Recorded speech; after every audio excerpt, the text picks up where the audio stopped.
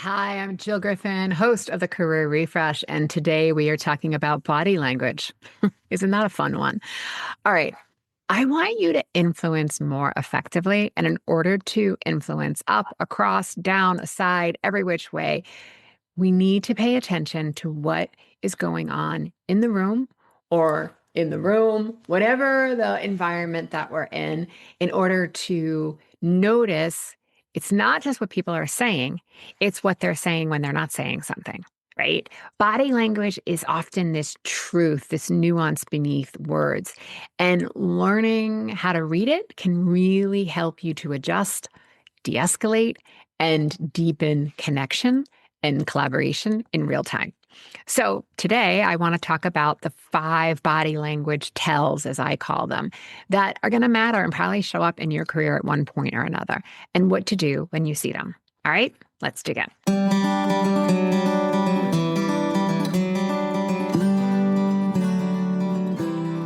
The first, I call it the micro freeze. There's a split-second pause. Maybe they're widening their eyes or they're slightly holding their breath. They might be furrowing their brow in some way. And it usually signals, dude, you've lost me, or I'm totally surprised, or I'm not sure we agree. It may show up because, your supervisor, your boss, your skip level, they may have hit a risk or see that there's a risk or a gap in what's being presented or the data. And they're like, you didn't see this? There could be a client or customer. You may have triggered doubt with your recommendation. Or if there's a peer or a direct report, they may be confused by what you're saying, but they're not comfortable or ready to push or ask more. So those are some of the different dynamics that I see it shows up from. So what to do?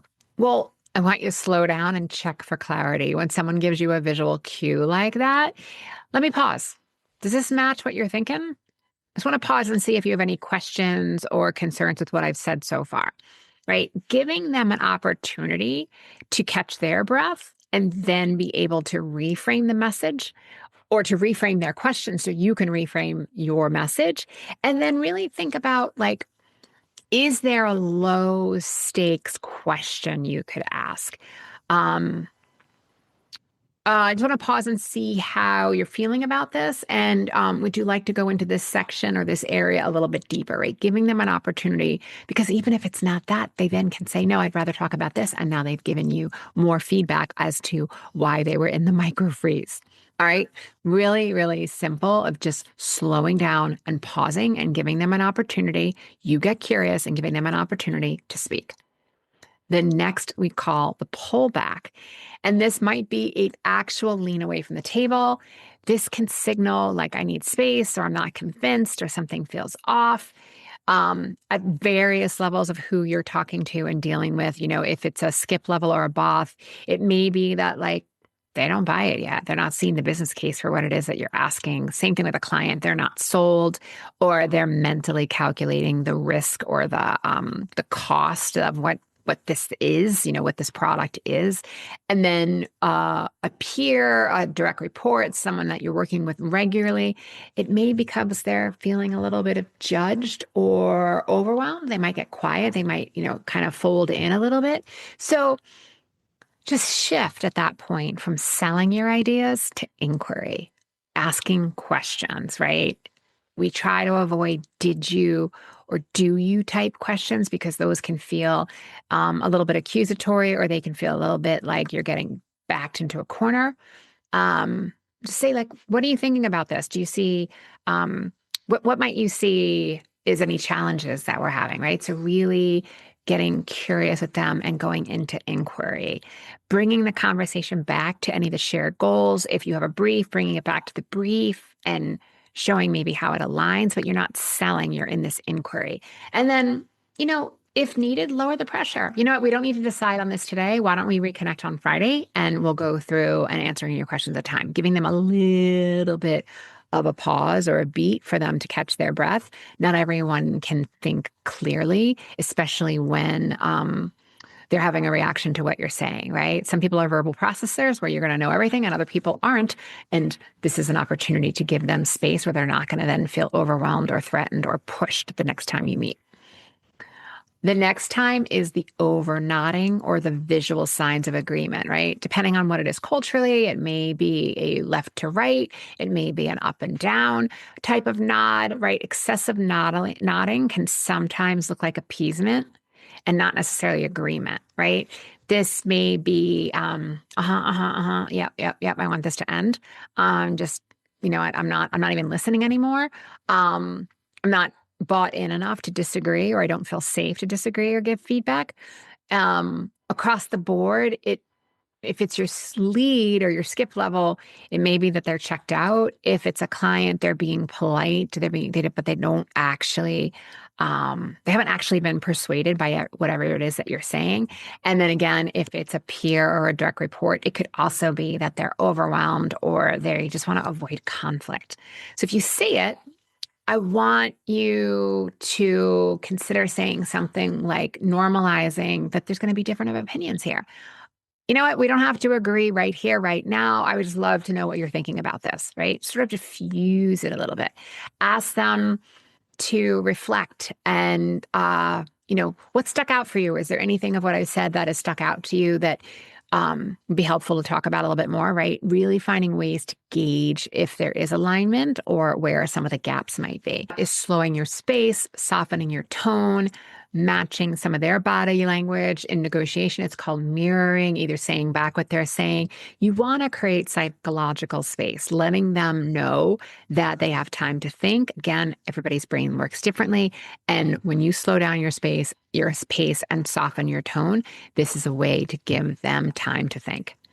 The next one is going to show up in different ways. Some of it can be gender specific. Maybe like playing with the hair. But are people touching jewelry, playing with rings, spinning watches, twirling hair, or flipping hair? Are they doing anything like that? Rubbing their neck, folding their hands, fidgeting? I mean, I sat in a meeting recently in which I was so bored out of my mind. I looked down and I was twirling my thumbs. I was like, oh my God. I was just trying to find a way to stay connected in the meeting because the topic to me was so boring and just not very interesting. And I didn't really want to be there. So I was twiddling my thumbs. But for me, I was anxious because I was like, when is this going to end? And how is this going? What questions are they going to ask me? Because I'm not buying this thing, right? It could be I'm anxious or I'm bracing or I'm unsure how this lands. Those are some of the vibes that be coming at you. In a direct report, they might be, again, overwhelmed. A client or a customer might be not sure that you can deliver. So they're sort of trying to find a way to fill the space. And then a boss or a supervisor might be mentally forecasting, like, what's the risk here? And should I really take this? So when you see this, you might want to use some grounding and facts, right?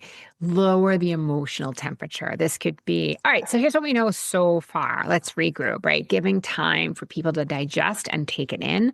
You may want to re-anchor on objectives, or again, as I said, if there's a brief or something to respond to, but you want to break the tension with clarity or some level of a practical next step. All right. The next one is the turn away. They're looking out their window. They're picking up a trusty device, their side angle. This might be harder to tell if you're in Teams or a Zoom meeting because depending on the angle of a camera, my camera is up there. Some people's camera is down here. It just really depends. So it might be a little harder to tell if it's around a video conferencing environment. But if they're looking away, they're looking past you, they're not looking at you, this is a signal that they are disengaged. There's some sort of uncomfortableness there. It might be that they don't agree, but they don't want to say it. They might be done with the conversation.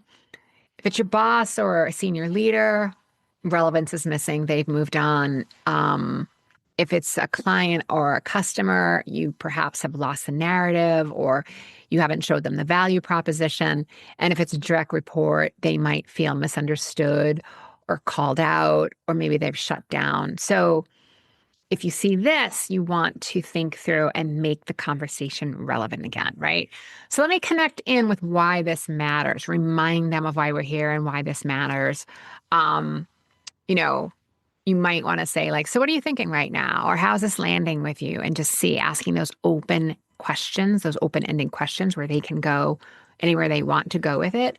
And then also inviting them back for some level of collaboration, right? What option feels most aligned for you today? What option feels, if you were to stack rank the things that we talked about, how would you rank them, right? Asking them things that's not about their opinion per se, but it's about their opinion about the work or the content that you've been talking about. And these are some ways that can really help diffuse and start to read the body language. I find it interesting when people miss body language. I know I've missed body language at times. And when I'm in my head, I may not catch the body language of what's going on with someone. But when you start to point out the signals and know that someone is disconnecting or disengaging, even if they're physically there, you know something is off. Because if you compare it to a conversation that you're having with a friend or a relative or someone you love, when they're engaged, you know the difference. And that's what we're looking at. It's also a good time to check in with them. If it's someone senior to you or someone you report to or a client or a customer, you might want to check in with them also and say, like, look, I know you're busy, so I just want to know, where would you want to go with this conversation? And that's also another way for all of these examples as to how you might re-engage and reconnect. Body language is not about being a mind reader. It's really about thinking through leadership presence and the difference between pushing harder or selling more or trying to convince more. It's not going to always work. You really want to think about, is there a time to pause? And that space, you can hold that space. We don't have to fill every moment with words. Where we want to lean towards collaborating and engaging people versus convincing people, or having it feel like it's too hard of a sales, right? When you start to see these signals, you're going to notice them a lot more in other conversations. You might even notice them when you're watching content, right? If you're watching any of your streaming networks, or if you watch I'm a reality show girl, you watch the reality shows, you can totally tell how people are disengaged and they're not, but they're, for whatever reason, they're not totally comfortable to say, you know what, I think I'm good for now. Can we wrap this and come back later, right? And that's what would be an open and a courageous conversation, but not everyone's ready to do that. All right, friends, when you see these signals, I want you to really think about how you can pause, slow down, shift your response, and therefore have a greater chance of creating impact and influencing the outcome of what the conversation is. All right. I want to hear from you. Tell me, are you noticing body language?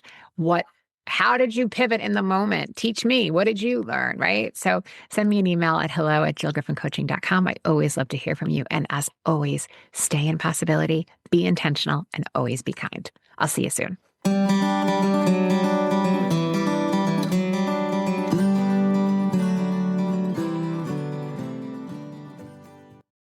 I'm Jill Griffin, your host of the Career Refresh podcast. My mission is to make workplaces more successful for everyone. So if you have ideas for topics or future guests, please email us at hello@jillgriffincoaching.com. Until next time, embrace possibility, be generous, intentional, and kind.